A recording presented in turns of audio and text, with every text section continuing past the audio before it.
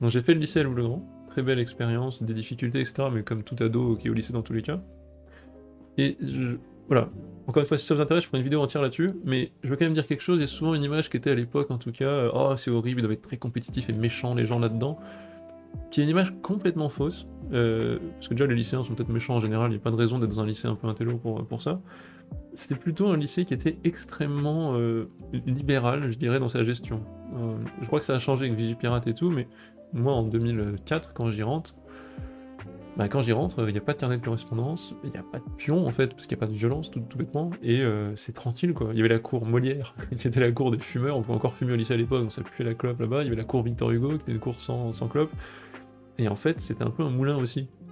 On pouvait rentrer, sortir, enfin, je sais que moi j'avais des potes dans d'autres lycées du coin, ils venaient bouffer avec nous dans la cour, on se posait, ils rentraient alors qu'ils étaient pas du tout membres du lycée.